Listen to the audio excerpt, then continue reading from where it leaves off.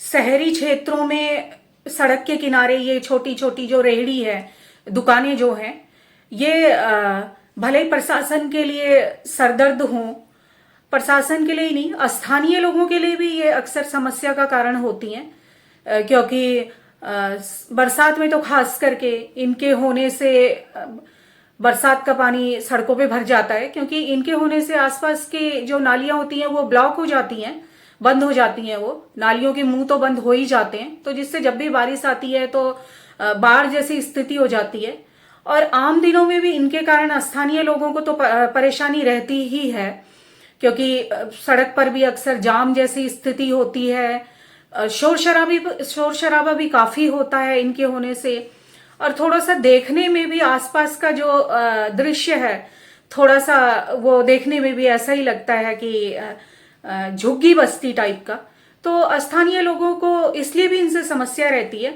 और प्रशासन के लिए तो ये ज्यादातर समस्या ही है, सरदर्द ही बना हुआ रहता है। प्रशासन ही ने जैसे ही तोड़ता है, कई बार तोड़फोड़ दस्ता आकर के इनको तोड़ जाता है, लेकिन उसी के बाद ये तुरंत दोबारा बन भी जाती हैं। इसका यही कारण है कि हम माने या ना माने, इनके अस्तित्व को हम कितना भी कोस लें और कितना भी नापसंद कर लें, पर यह बात हमें माननी पड़ेगी कि आधे से ज्यादा नहीं तो आधे भारत की भूख, एक समय की भूख तो कम से कम ये जो छोटी छोटी जो दुकानें हैं, रेहड़ी पटरी जो है, मतलब उनके द्वारा ही आधे आधे भारतीयों की भूख तो एक समय की कम से कम इन्हीं से मिटाई जाती है। और अगर भूख की बात नहीं भी करें, भूख की बात को हम छोड़ भी दें, तो जायका जो है ना, स्वाद जो है, वो तो यही लोग आधे से आधे भारतीयों की जीभ तक तो यही लोग स्वाद पहुंचा सकते हैं। वरना इतना महंगा महंगा पिज्जा आप एक छोटे से रेस्टोरेंट में भी मुझे लगता है जाएंगे तो शायद 100-150 रुपये से ऊपर का ही मिलेगा। और 50 रुपये प्लेट से कम के छोले भटूरे किसी छोटी मोटी दुकान में भी नहीं होंगे, पर यहाँ पर 30-40 रुपए में भी मिल जाते हैं इन रेहड़ियों में। तो जायका जो है, स्वाद जो है ना, स्वाद पहुंचाने का काम ये रेहड़ी ही करती है।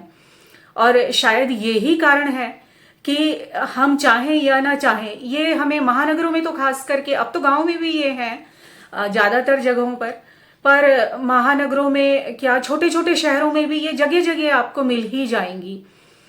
और इसका यही कारण है कि ये हम भले ही इन्हें नापसंद कर लें, पर ये आधी जनसंख्या के लिए तो बहुत आवश्यक ही है। अभी मेरी एक जोमेटो वाले ये खड़े हैं भैया, इनसे बात करती हूं मैं, आप वो सुनिएगा।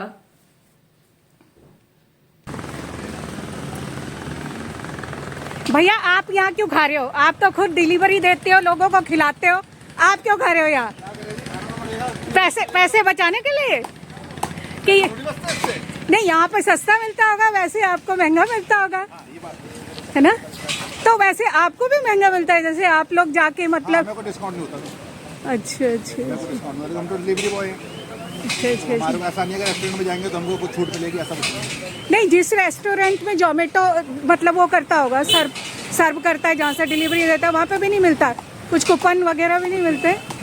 अच्छा, कितना कमा लेते हैं एक दिन में? 600-700 रुपये। और बाकी टिप भी तो मिलती होगी? कोई नहीं देता जी, आजकल गए जमाने टिप वाले। अब वैसे भी ऑनलाइन जब से हो गया तो तब से और भी ज्यादा। लेकिन है कई कस्टमर, हाँ जी हाँ जी, मौसम को मुताबिक 10-20 रुपये अगर जैसे वो इंक्लूड कर देते हैं उसी में। तो टाइमिंग एक ही होता है? हाँ जी, टाइमिंग। और ऐसे मतलब आप वो उन्हीं ढाबों से खाएंगे, उन्हीं रेस्टोरेंट से खाएंगे तो महंगा तो पड़ेगा ना? हाँ जी, मतलब इन्होंने ही जिंदा रख रखा आम लोगों को। रिक्शा वाला। ठीक, चाय की चुस्कियां ले रहे हो? ये चाय आती कितने की है? 10 रुपए की। पूरा दिन में कितनी चाय पी लेते हो? एक ही पीते हो? पर आप कितनी पीते हो पूरे दिन में? मैं पहले ही नहीं, वैसे पीते कितनी हो पूरे दिन में? बस एक ही कप घर में रखता है। अच्छा, ठंडी चाय पीते हैं? ठंडी चाय पीते हैं?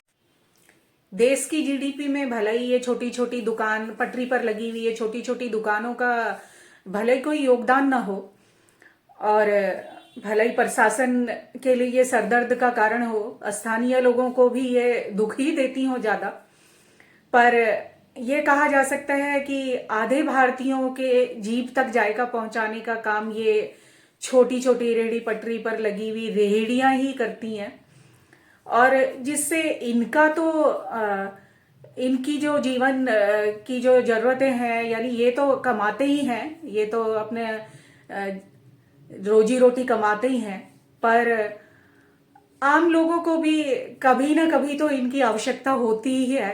तो शायद ये भी कारण है कि प्रशासन इनको कितना भी तोड़ दे, तोड़फोड़ दस्ते कितने भी आए और कितने भी तोड़ करके चली जाए, पर ये बनी भी रहती हैं, अपनी जगह बना ही लेती हैं। किसी तरह से इनका भी अस्तित्व मिटाना मुश्किल है, ये कह सकते हैं हम।